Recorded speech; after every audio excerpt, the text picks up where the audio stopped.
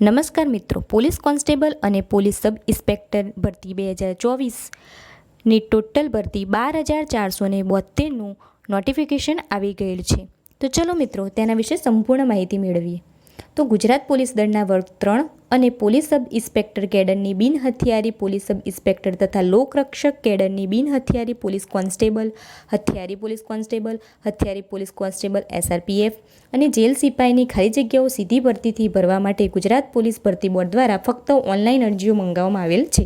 આ તમામ સ્વર્ગની સંબંધિત જગ્યાની ભરતી નિયમો અને પરીક્ષા નિયમોની પ્રવર્તમાન જોગવાઈઓ મુજબ લાયકાત પરિપૂર્ણ કરવા અને ઈચ્છા ધરાવતા ઉમેદવારોએ તારીખ 4/4/2024 એટલે બપોરના 15 કલાકથી તારીખ 30/4/2024ના રાત્રિના 11:59 કલાક એટલે કે 12 વાગ્યા સુધી http://ojas.gujarat.government.in વેબસાઇટ પર જઈ પોલીસ ભરતીની જાહેરાતના પેજ પર જઈ ઓનલાઈન અરજી કરવાની રહેશે. હવે ઉમેદવાર જો ફક્ત પોલીસ સબ ઇન્સ્પેક્ટર કેડર માટે અરજી કરવા માગતો હોય તો તેઓએ ઓનલાઈન એપ્લિકેશનમાં PSI કેડર પસંદ કરવાનું રહેશે અને ફક્ત લોકરક્ષક કેડર માટે અરજી કરવા માગતો હોય તો તેઓએ ઓનલાઈન એપ્લિકેશનમાં લોકરક્ષક કેડર પસંદ કરવાનું રહેશે. અને ત્રીજું, જો બંને માટે એટલે કે PSI કેડર માટે અને લોકરક્ષક કેડર બંને કેડર માટે અરજી કરવા માગતો હોય તો તેઓએ ઓનલાઈન એપ્લિકેશનમાં બોથ PSI પ્લસ LRD પસંદ કરવાનું રહેશે.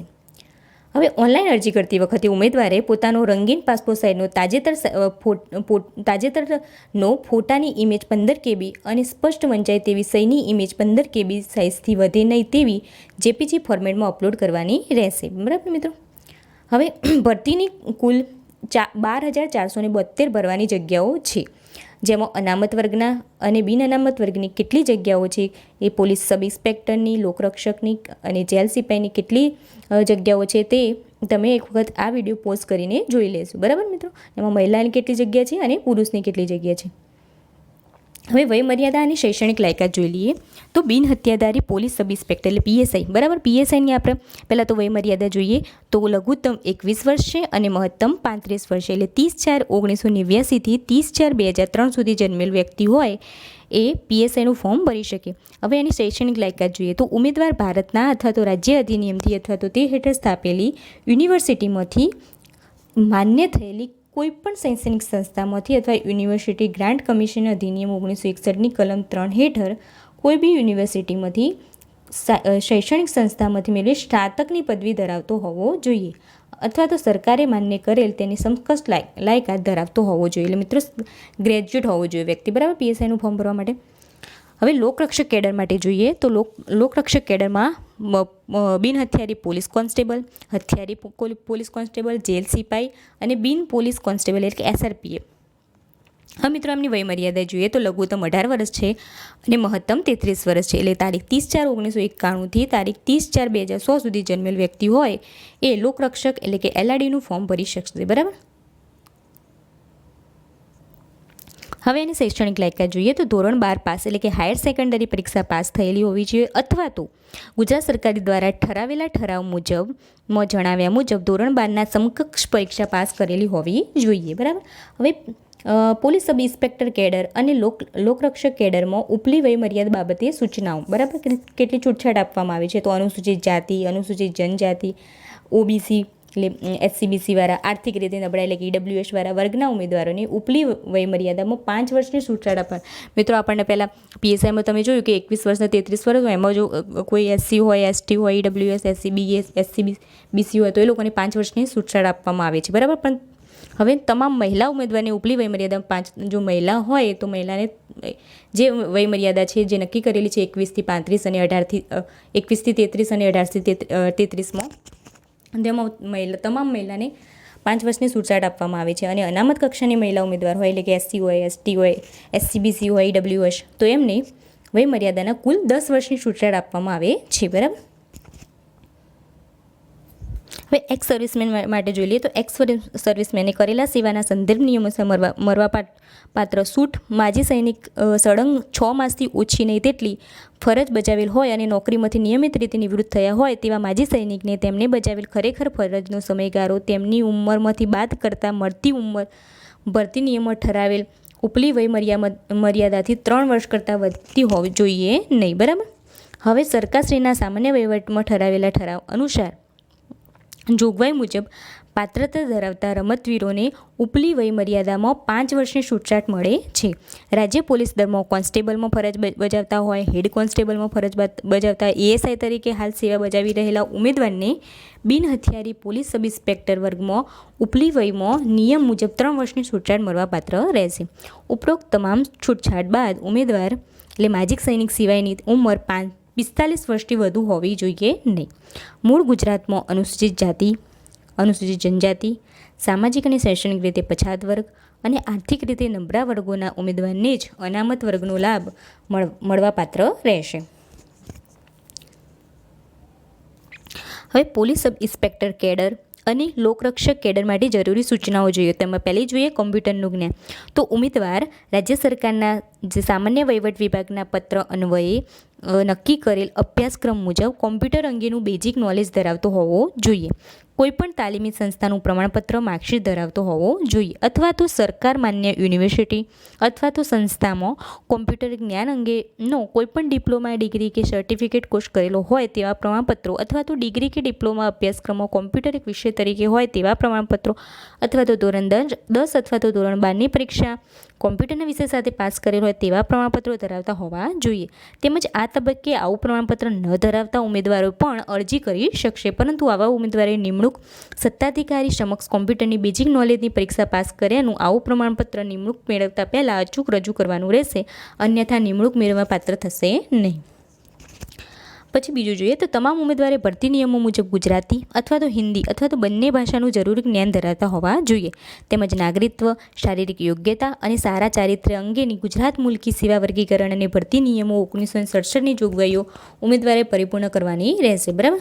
હવે સામાજિક અને શૈક્ષણિક પછાત વર્ગના ઉમેદવારોએ તે જ્ઞાતિના મળવાપત્ર લાભ મેળવવા માટે સરકારશ્રીના સામાજિક ન્યાય અને અધિકારીતા વિભાગ ગાંધીનગરના ઠરાવ મુજબ નોન ક્રિમિનલ સર્ટિફિકેટની મહત્તમ અવધિ ઇસ્યુ થયાના 3 વર્ષની 3 નાણાકીય વર્ષની રહેશે. બરાબર. એટલે કે 1/4/2022થી 30/4/2024 દરમિયાન ઇસ્યુ થયેલું હોવું જોઈએ. નોન ક્રિમિનલ સર્ટિફિકેટ એ લોકો જે ઓબીસી SC/BC વાળા છે એમને નોન ક્રિમિનલ સર્ટિફિકેટની જે અવધિ હોય સર્ટિફિકેટની એ 3 વર્ષની હોય છે. બરાબર. 1/4/2022થી 30/4/2024 દરમિયાન ઇસ્યુ થયેલું હોવું જોઈએ.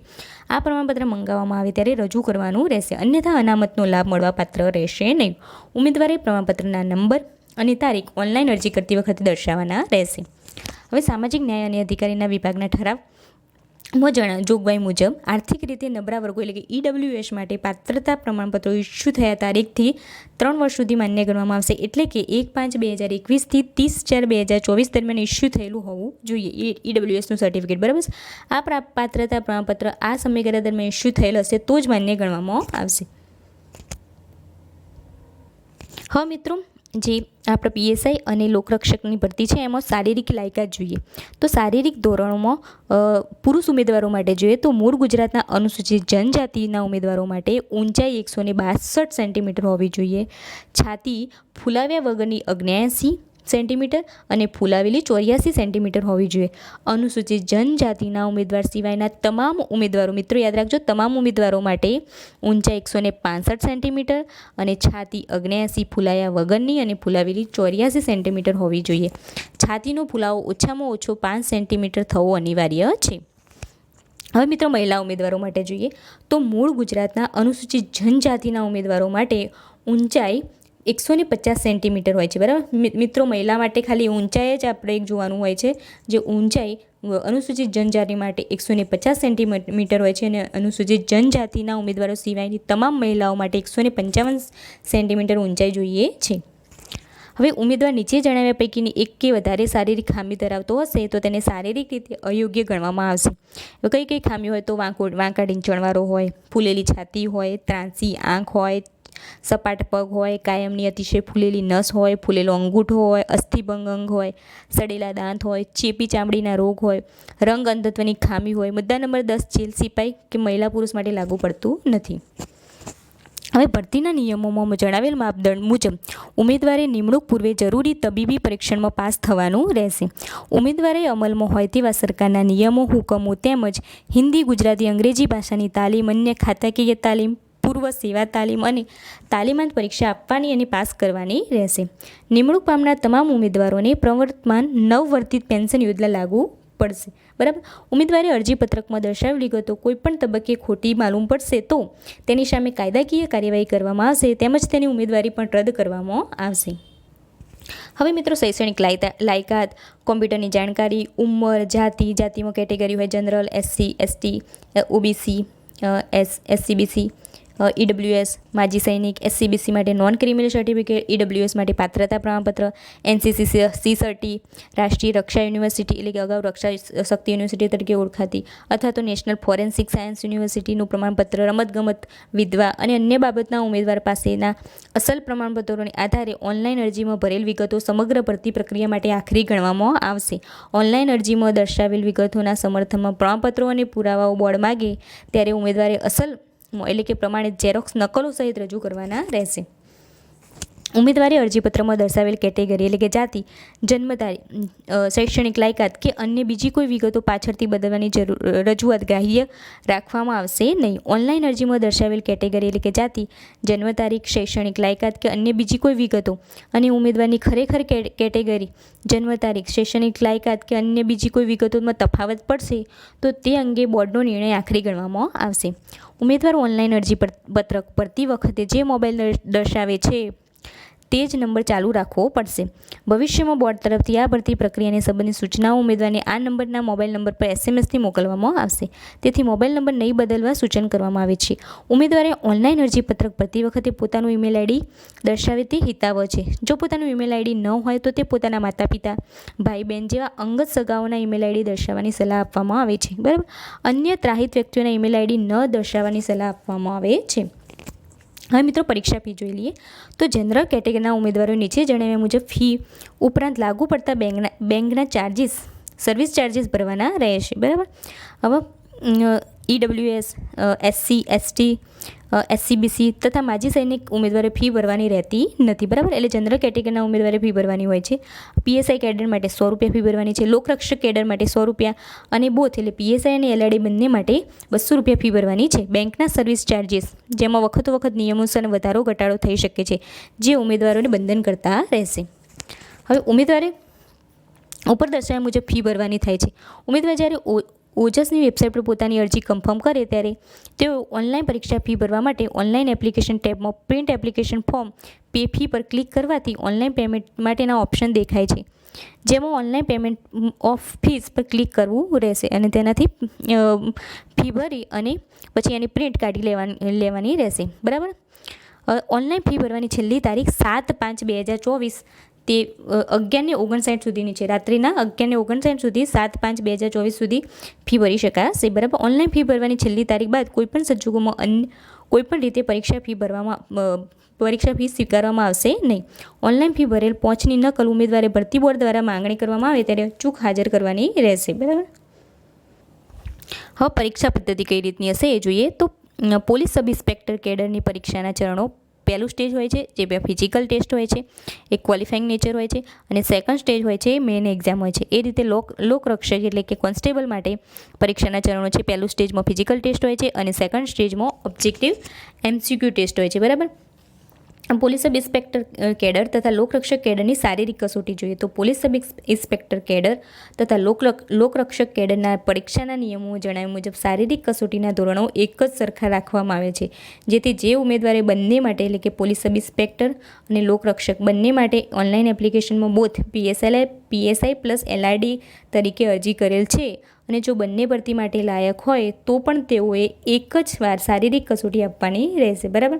જો PSI માટે ફોર્મ ભર્યું તો એક વખત આપવાની, LRD માટે ભર્યું તો એક વખત આપવાની, પણ બંને માટે PSI અને LRD માટે ભર્યું હોય તો શારીરિક કસોટી તો એક જ વખત આપવાની રહે છે. બરાબર. કોઈપણ કારણોસર એક જ ઉમેદવારે શારીરિક કસોટી માટે એક કરતાં વધુ પ્રવેશપત્ર મેળવેલ હોય તો જે પ્રવેશપત્રમાં શારીરિક કસોટીની તારીખ પહેલાં આવતી હોય તેવા એક જ પ્રવેશપત્ર ઉપર શારીરિક કસોટી આપવાની રહેશે. એક કરતાં વધારે શારીરિક કસોટી આપનારની ઉમેદવારી રદ કરવામાં આવશે. હવે ફિઝિકલ ટેસ્ટ જોઈએ, બરાબર. શારીરિક કસોટી માટે વહીવટી અનુકૂળતાના મુજબ કોઈપણ તારીખે અને સમયે ઉમેદવારને બોલાવવામાં આવશે અને તે મુજબ શારીરિક કસોટી માટે ઉમેદવારો તેઓને જણાવવામાં આવે તે કેન્દ્ર ખાતે હાજર રહેવાનું રહેશે. શારીરિક કસોટી માટે તારીખ અને સમય બદલવા અંગેની ઉમેદવારની રજૂઆત ધ્યાને લેવામાં આવશે નહીં. આ બાબતમાં બોર્ડનો નિયમ અંતિમ અને બંધનકર્તા રહેશે. હવે શારીરિક કસોટી જોઈએ તો પુરુષ માટે 5000 મીટર દોડ હોય છે, બરાબર. 5000 મીટર દોડ 25 મિનિટમાં દોડ પૂરી કરવાની રહે છે. વધુમાં વધુ 25 મિનિટમાં દોડ 5000 મીટર દોડ પૂરી કરવાની રહે છે પુરુષ માટે, બરાબર. હવે મહિલા માટે 1600 મીટરની દોડ હોય છે, જે વધુમાં વધુ 9 મિનિટ અને 30 સેકન્ડમાં દોડ પૂરી કરવાની રહે છે. અને એક્સ સર્વિસમેન માટે ક્રાઇટેરિયા જોઈએ તો એક્સ સર્વિસમેન માટે 2400 મીટર દોડ હોય છે, જે વધુમાં વધુ 12 મિનિટ અને 30 સેકન્ડમાં દોડ પૂરી કરવાની રહે છે, બરાબર. હવે શારીરિક ક્ષમતા કસોટીમાં ઉત્તીર્ણ થનાર ઉમેદવારની શારીરિક માપદંડ કસોટી લેવામાં આવશે, જેમાં પોલીસ સબ ઇન્સ્પેક્ટર કેડર અને લોકરક્ષક કેડર માટે જરૂરી સૂચનાના ફકરામાં 8.5માં જણાવ્યા મુજબ પુરુષ ઉમેદવારની ઊંચાઈ અને છાતીની તથા મહિલા ઉમેદવારની ઊંચાઈની માપણી કરવામાં આવે છે. દોડ પૂરી થઈ જાય એટલે પછી એમની ઊંચાઈની અને પુરુષ માટે ઊંચાઈ અને છાતીની માપણી કરવામાં આવે છે અને મહિલા ઉમેદવાર માટે ઊંચાઈની માપણી કરવામાં આવે છે, બરાબર. શારીરિક ક્ષમતા કસોટી તથા શારીરિક માપદંડ કસોટીમાં ઉત્તીર્ણ થયા તમામ ઉમેદવારોને પરીક્ષાના પરિણામ આધારે પોલીસ સબ ઇન્સ્પેક્ટર કેડર તથા લોકરક્ષક કેડરની આગળની પરીક્ષા માટે બોલાવવામાં આવે છે, બરાબર. એક ફિઝિકલ ટેસ્ટ પૂરો થઈ જાય પછી એમને આગળની જે પરીક્ષા હોય એના માટે બોલાવવામાં આવે છે, બરાબર. હા, પોલીસ કોન્સ્ટેબલ એટલે લોકરક્ષક કેડર માટે અગત્યની સૂચનાઓ જોઈ લઈએ તો લોકરક્ષક કેડર ભરતી માટે જરૂર છે તો શારીરિક ક્ષમતા કસોટી તથા તો શારીરિક માપદંડ કસોટીમાં ઉત્તીર્ણ થનાર તમામ ઉમેદવારે લોકરક્ષક કેડરની સેકન્ડ સ્ટેજ એટલે કે ઓબ્જેક્ટિવ MCQ ટેસ્ટમાં બોલાવવામાં આવે છે, બરાબર. ફિઝિકલ ટેસ્ટ પૂરો થઈ ગયા અને શારીરિક માપદંડ પણ પૂરું થઈ જાય એટલે એમને સેકન્ડ સ્ટેજ માટે બોલાવવામાં આવે છે. સેકન્ડ સ્ટેજમાં MCQ ટેસ્ટ હોય છે, બરાબર. તો MCQ ટેસ્ટમાં ટોટલ 2 પાર્ટ હોય છે, A અને B, જેમાં 200 MCQ હોય છે, જે 200 માર્ક્સના હોય છે અને 3 કલાકનો ટાઈમ આપવામાં આવે છે, બરાબર. પહેલાં એ પાર્ટ હોય છે, એ પાર્ટ 80 માર્ક્સનો હોય છે. એમાં એ પાર્ટમાં મિનિમમ 40% મિનિમમ ક્વોલિફાઈંગ લાવવા જરૂરી છે, બરાબર. નેગેટિવ માર્કિંગ 0.25 હોય છે અને એમાં ઈ ઓપ્શન આપેલું હોય છે, બરાબર. હવે પાર્ટ એમાં શું હોય તો પાર્ટ એમાં રિઝનિંગ અને ડેટા ઇન્ટરપ્રિટેશન હોય છે, પછી ક્વોન્ટિટિવ એપ્ટિટ્યૂડ હોય છે અને કોમ્પ્રિહેન્સિવ ઇન ગુજરાતી લેંગ્વેજ હોય છે, બરાબર. એટલે એના 80 માર્ક્સ હોય છે. હવે પાર્ટ બીમાં જોઈએ, પાર્ટ બી 120 માર્ક્સનું હોય છે અને 120 MCQ હોય છે. 40% મિનિમમ ક્વોલિફાઈંગ માર્ક્સ હોય છે, બરાબર. નેગેટિવ માર્ક 0.25 હોય છે અને ઈ ઓપ્શન હોય છે. હવે એનું સિલેબસ જોઈ લઈએ પાર્ટ બીનું. તો એમાં કોન્સ્ટિટ્યુશન ઓફ ઇન્ડિયા એટલે ભારતનું બંધારણ હોય છે, જે 30 માર્ક્સનું હોય છે.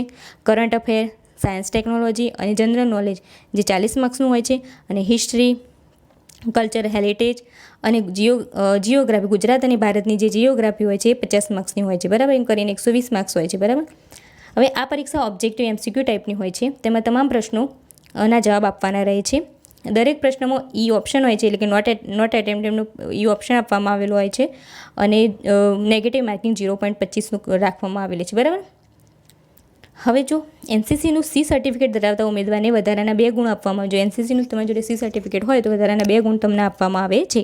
રાષ્ટ્રીય રક્ષા યુનિવર્સિટી એટલે હવે નામ બદલાઈ ગયું છે, અગાઉ રક્ષા યુનિવર્સિટી તરીકે ઓળખાતા અત્યારે નેશનલ ફોરેન્સિક સાયન્સ યુનિવર્સિટી દ્વારા આપવામાં આવેલ 1 વર્ષ અને તેથી વધુ સમયગાળાની કોઈપણ ડિપ્લોમા, સ્નાતક ડિગ્રી, પોસ્ટ ગ્રેજ્યુએશન ડિગ્રી ધરાવતા ઉમેદવારને નીચે દર્શાવેલ વધારાના ગુણ આપવામાં આવે છે. જો 1 વર્ષ માટે હોય તો 3 ગુણ આપવામાં આવે, 2 વર્ષ માટે 5 ગુણ આપવામાં આવે, 3 વર્ષ માટે 8 ગુણ આપવામાં આવે અને 4 વર્ષ કે તેથી વધારે માટે 10 ગુણ આપવામાં આવે છે. દસ્તાવેજ ચકાસણી માટે ઉમેદવારનું મેરિટ નીચે મુજબના ગુણને ધ્યાને લઈ નક્કી કરવામાં આવે છે. ઓબ્જેક્ટિવ MCQ ટેસ્ટમાં મેળવેલ ગુણ, NCCC સર્ટિફિકેટ આધારે મળવાપાત્ર વિશેષ ગુણ, રાષ્ટ્રીય રક્ષા યુનિવર્સિટી અગાઉ રક્ષા શક્તિ યુનિવર્સિટી તરીકે ઓળખાતી અથવા તો નેશનલ ફોરેન્સિક સાયન્સ યુનિવર્સિટી અગાઉ ગુજરાત ફોરેન્સિક યુનિવર્સિટી તરીકે ઓળખાતું હતું ના પ્રમાણપત્રને આધારે મળવાપાત્ર વિશેષ ગુણ, માન્ય રમતગમતના પ્રમાણપત્રને આધારે મળવાપાત્ર વિશેષ ગુણ, વિધવા મહિલાને મળવાપાત્ર વિશેષ ગુણ. મિત્રો જે ડોક્યુમેન્ટ વેરિફિકેશન હોય એ વખતે કઈ રીતે મેરિટ નક્કી કરવામાં આવે છે તો જો MCQ ટેસ્ટમાં આપણે મેળવેલા હોય એ ગુણ હોય, પછી જો NCCનું તમારી જોડે C સર્ટિફિકેટ હોય તો એના ગુણ હોય, પછી રક્ષા યુનિવર્સિટી હોય તો એના ગુણ હોય, ફોરેન્સિક સાયન્સ યુનિવર્સિટી તો એના ગુણ હોય, માન્ય રમતગમતના પ્રમાણપત્ર આધારે મળવાપાત્ર વિશેષ ગુણ, રમતગમતમાં તમે કોઈ હોય તો એના માટે વિશેષ ગુણ હોય છે, વિધવા મહિલા હોય તો એના માટે વિશેષ ગુણ હોય છે. એ રીતે તમારું મેરિટ બનાવવામાં આવે છે. કોન્સ્ટેબલ લોકરક્ષક સંઘની સંખ્યામાં નીચે મુજબ ની જગ્યાઓમાં નિમણૂક મળવાપાત્ર રહેશે. તો જે લોકરક્ષક અને કોન્સ્ટેબલની ભરતી છે એનામાં બિન હથિયારી પોલીસ કોન્સ્ટેબલ પુરુષ મહિલા, હથિયારી પોલીસ કોન્સ્ટેબલ પુરુષ મહિલા, જેલ સિપાહી પુરુષ મહિલા અને હથિયારી પોલીસ કોન્સ્ટેબલ SRPF આ રીતે ભરતી કરવામાં આવશે. બરાબર. હવે આગળ પોલીસ સબ ઇન્સ્પેક્ટર માટેની અગત્યની સૂચનાઓ જોઈએ. તો પોલીસ સબ ઇન્સ્પેક્ટર કેડરની ભરતી માટેની જરૂરી સૂચનાઓ. તો શારીરિક ક્ષમતા કસોટી તથા શારીરિક માપદંડ કસોટીમાં ઉત્તીર્ણ થનાર તમામ ઉમેદવારોને પોલીસ સબ ઇન્સ્પેક્ટર એટલે કે PSI કેડરની સેકન્ડ સ્ટેજ એટલે કે મેન એક્ઝામમાં બોલાવવામાં આવે છે. હવે સેકન્ડ સ્ટેજ એટલે કે મેન એક્ઝામમાં તો મેન એક્ઝામમાં 300 માર્ક્સનું હોય છે. બરાબર. 300 માર્ક્સના બે પેપર હોય છે જેનો સિલેબસ નીચે મુજબ છે. તો સિલેબસમાં જનરલ સ્ટડી એટલે કે MCQ હોય છે જે 200 માર્ક્સના હોય છે અને ગુજરાતી અને ઇંગ્લિશ લેંગ્વેજનું ડિસ્ક્રિપ્ટિવ 100 માર્ક્સનું લખવાનું હોય છે. જે જનરલ સ્ટડી એટલે MCQ 200 માર્ક્સના હોય છે. 3 કલાકનો ટાઈમ આપવામાં આવે છે અને ગુજરાતી અને ઇંગ્લિશ લેંગ્વેજની જે સ્કિલ ડિસ્ક્રિપ્ટિવ હોય છે જે 100 માર્ક્સનું હોય છે એમાં પણ 3 કલાક આપવામાં આવે છે. એટલે કુલ 300 માર્ક્સની મેઇન એક્ઝામ હોય છે PSI કેડરની અને 6 કલાકનો ટાઈમ આપવામાં આવે છે. હવે પેપર 1 એટલે જનરલ સ્ટડી. તો જનરલ સ્ટડીમાં જનરલ સ્ટડીના 2 ભાગ પાડવામાં આવે છે, પાર્ટ A અને પાર્ટ B. પાર્ટ A 100 માર્ક્સનું હોય છે, 100 MCQ હોય છે. એમાં મિનિમમ 40% મિનિમમ ક્વોલિફાઈ માર્ક્સ લાવવાના રહે છે. નેગેટિવ માર્કિંગ 0.25 માર્ક્સનું હોય છે અને એમાં ઓપ્શન હોય છે. બરાબર. હવે આપણે પાર્ટ Aમાં જોઈએ તો પાર્ટ Aમાં રિઝનિંગ અને ડેટા ઇન્ટરપ્રિટેશન હોય છે જે 50 માર્ક્સનું હોય છે અને ક્વોન્ટિટિવ એપ્ટિટ્યૂડ હોય છે જે 50 માર્ક્સનું એટલે 100 માર્ક્સનું પાર્ટ A હોય છે. જેમાં પાર્ટ Aમાં રિઝનિંગ હોય છે, ડેટા ઇન્ટરપ્રિટેશન હોય છે અને ક્વોન્ટિટિવ એપ્ટિટ્યૂડ હોય છે, એમ કરીને 100 માર્ક્સનું હોય છે. બરાબર. Part A. હવે પાર્ટ B જોઈએ તો પાર્ટ B 100 માર્ક્સનું હોય છે, 100 MCQ હોય છે. એમાં પણ 40% મિનિમમ ક્વોલિફાઈ માર્ક્સ લાવવાના રહે છે. નેગેટિવ માર્કિંગ 0.25નું હોય છે અને ઓપ્શન હોય છે. બરાબર. હવે આપણે પાર્ટ B જે 100 માર્ક્સનું હોય છે, પહેલાં અગાઉ જોયું પાર્ટ A 100 માર્ક્સનું હોય છે જેમાં રિઝનિંગ હોય છે, ડેટા ઇન્ટરપ્રિટેશન હોય છે અને ક્વોન્ટિટિવ એપ્ટિટ્યૂડ હોય છે જેના 100 માર્ક્સ હોય છે. પાર્ટ Bમાં 100 માર્ક્સ હોય છે. એમાં જોઈએ કયા તો કોન્સ્ટિટ્યુશન ઓફ એટલે કે ભારતનું બંધારણ હોય છે અને પબ્લિક એડમિનિસ્ટ્રેશન હોય છે જે 25 માર્ક્સનું હોય છે. હિસ્ટ્રી, જિયોગ્રાફી અને કલ્ચરલ હેરિટેજ હોય છે જે 25 માર્ક્સનું હોય છે. કરંટ અફેર અને જનરલ નોલેજ હોય છે એ 25 માર્ક્સનું હોય છે. પર્યાવરણ, સાયન્સ અને ટેકનોલોજી અને ઇકોનોમી હોય છે જે 25 માર્ક્સનું હોય છે. બરાબર. મિત્રો બંધારણ હોય, પબ્લિક એડમિનિસ્ટ્રેશન હોય, history, geography, culture heritage, current affair, general knowledge, પર્યાવરણ, સાયન્સ, ટેકનોલોજી અને ઇકોનોમી આ બધું થઈને 100 માર્ક્સનું પાર્ટ B હોય છે. બરાબર. એમાં બી 100 MCQ હોય છે. હવે પેપર 2 જોઈએ. બરાબર. પેપર 2 ગુજરાતી અને ઇંગ્લિશ લેંગ્વેજ સ્કિલ એટલે કે ડિસ્ક્રિપ્ટિવ હોય છે. બરાબર. જે 100 માર્ક્સનું હોય છે, 3 કલાકનો ટાઈમ હોય છે અને 180 મિનિટનું એટલે 3 કલાક એટલે 180 મિનિટનું હોય છે. બરાબર. આમાં પાર્ટ A જોઈએ તો ગુજરાતી લેંગ્વેજ સ્કિલ એટલે ગુજરાતી ભાષા કૌશલ્ય હોય છે જેમાં 80 લખવા 350 વર્ડ હોય એનો 80 લખવાનો હોય છે. 80 એટલે કે નિબંધ લખવાનો હોય છે જેના 30 માર્ક્સ હોય છે. પછી પ્રિસ્ક્રાઇબ રાઇટિંગ હોય છે જેના 10 માર્ક્સ હોય છે. પછી કોમ્પ્રિહેન્શન હોય છે જેના 10 માર્ક્સ હોય. રિપોર્ટ રાઇટિંગ હોય છે એના 10 માર્ક્સ હોય છે અને લેટર રાઇટિંગ હોય છે એના 10 માર્ક્સ હોય છે. બરાબર. એ રીતે પાર્ટ Bમાં અંગ્રેજી ભાષાનું કૌશલ્ય હોય છે જેમાં પ્રિસ્ક્રાઇબ રાઇટિંગ હોય છે જેના 10 માર્ક્સ હોય છે. કોમ્પ્રિહેન્શન હોય છે એના 10 માર્ક્સ હોય છે અને ટ્રાન્સલેશન હોય છે ગુજરાતી ટુ ઇંગ્લિશ જેના 10 માર્ક્સ હોય છે. મિત્રો એમ કરીને 100 માર્ક્સ હોય છે. બરાબર. આ પરીક્ષામાં પેપર 1માં પાર્ટ A અને પાર્ટ B MCQ અને OMR પદ્ધતિમાં લેવામાં આવે છે. તમામ પ્રશ્નોના જવાબ આપવાના રહે છે. દરેક પ્રશ્નમાં એક નોટ એટેમ્પ્ટ એટલે કે ઓપ્શન નું વિકલ્પ પણ રાખવામાં આવે છે. જો કોઈ ઉમેદવાર કોઈ પ્રશ્નનો જવાબ નહીં આપવા માંગતો હોય તો તેને નોટ એટેમ્પ્ટ એટલે કે ઓપ્શન વિકલ્પને પસંદ કરવાની રહે છે. નોટ એટેમ્પ્ટ ઓપ્શન વિકલ્પને પસંદ કરવામાં આવે તો કોઈ ગુણ કાપવામાં આવતા નથી. દરેક સાચા જવાબ માટે 1 ગુણ મળે છે અને તેમજ દરેક ખોટા જવાબ માટે 0.25 ગુણ કાપવાના રહે છે. ઉમેદવારે કોઈ પણ વિકલ્પ પસંદ કરેલ નહીં હોય તો 0.25 ગુણ કાપવામાં આવે છે. એક કરતાં વધુ વિકલ્પ પસંદ કરેલો હોય તો પણ 0.25 ગુણ કાપવામાં આવે છે. OMR શીટમાં સફેદ શાહીનો ઉપયોગ નિષેધ છે. જો કોઈ ઉમેદવાર કોઈ પ્રશ્નના જવાબમાં સફેદ શાહીનો ઉપયોગ કરશે તો તે ખોટો જવાબ ગણી 0.25 ગુણ કાપવામાં આવે છે. પ્રશ્નપત્રમાં આપેલ સૂચના અનુસાર પરીક્ષાનું માધ્યમ ગુજરાતી અથવા તો અંગ્રેજી રહેશે. જો ઉમેદવારો પોતાનું મુખ્ય પરીક્ષાનું પેપર 1 અને પેપર Bનું રીચેકિંગ કરાવવા ઈચ્છતા હોય તેવા ઉમેદવારે રીચેકિંગ માટે પરીક્ષા નિયમો દર્શાવ્યા મુજબ લેખિત પરીક્ષાના ગુણ જાહેર થયા બીજા દિવસથી 15 દિવસનો સમય આપવામાં આવશે અને બોર્ડ દ્વારા રીચેકિંગ માટે જે ફી નક્કી કરવામાં આવે તે ચૂકવવાની રહે છે. હવે વધારાના ગુણ. તો NCCનું C સર્ટિફિકેટ ધરાવતા ઉમેદવારને વધારાના 2 ગુણ આપવામાં આવશે. રાષ્ટ્રીય રક્ષા યુનિવર્સિટી એટલે અગાઉ રક્ષા શક્તિ યુનિવર્સિટી તરીકે ઓળખાતી હતી, અથવા તો નેશનલ ફોરેન્સિક સાયન્સ યુનિવર્સિટી અગાઉ ગુજરાત ફોરેન્સિક યુનિવર્સિટી તરીકે ઓળખાતો હતું દ્વારા આપવામાં આવેલ 1 વર્ષ કે તેથી વધુ સમયગાળા અને કોઈપણ ડિપ્લોમા, સ્નાતક degree, post graduation, diploma, post graduation degree ધરાવતા ઉમેદવારને નીચે મુજબના વધારાના ગુણ આપવામાં આવે છે. તો 1 વર્ષ માટે 5 ગુણ, 2 વર્ષ માટે 9 ગુણ, 3 વર્ષ માટે 12 ગુણ અને 4 વર્ષ કે તેથી વધારે માટે 15 ગુણ આપવામાં આવે છે આ PSI માટે મિત્રો. બરાબર. દસ્તાવેજ ચકાસણી માટે ઉમેદવારનું મેરિટ નીચે મુજબના ગુણને ધ્યાનમાં લઈને નક્કી કરવામાં આવશે. તો મુખ્ય પરીક્ષાના પેપર 1 અને પેપર 2માં મેળવેલ ગુણ, NCCનું C સર્ટિફિકેટ ધરાવતા મળવાપાત્ર વિશેષ ગુણ, રાષ્ટ્રીય રક્ષા યુનિવર્સિટી અને અથવા તો નેશનલ ફોરેસ્ટિંગ સાયન્સ યુનિવર્સિટીના આધારે મળવાપાત્ર વિશેષ ગુણ, માન્ય રમતગમતના પ્રમાણપત્રની આધારે મળવાપાત્ર વિશેષ ગુણ, વિધવા મહિલાને મળવાપાત્ર વિશેષ ગુણ, ઉપરોક્ત જણાવેલ મળવાપાત્ર ગુણનો સરવાળો કરી મેરિટના આધારે ખાલી જગ્યાના આશરે 2 ગણા ઉમેદવારોને દસ્તાવેજ ચકાસણી એટલે ડોક્યુમેન્ટ વેરિફિકેશન માટે બોલાવવામાં આવશે, જેના આધારે અંતિમ પસંદગી યાદી બોર્ડ દ્વારા તૈયાર કરવામાં આવશે. બિન હથિયારી પોલીસ સબ ઇન્સ્પેક્ટર સંવર્ગમાં પસંદગી પામેલ ઉમેદવારોનો પ્રવર્તમાન હુકમો મુજબ કરારનો સમયગાળો 5 વર્ષનો રહેશે. PSI માટે મિત્રો આ સમય દરમિયાન માસિક રૂપિયા 49,600ના એકત્રિત વેતન તેમજ સરકારશ્રી જો બીજા કોઈ ભથ્થા નક્કી કરે તો તે મુજબના વેતનથી ફિક્સ્ડ પગાર જ મળવાપાત્ર થશે અને કરારના સમયગાળા દરમિયાન સંતોષકારક રીતે તાલીમ અને નોકરી પૂર્ણ કરશે તો જે તે સંવર્ગના પગાર ધોરણમાં નિયમિત નિમણૂક આપવામાં આવશે.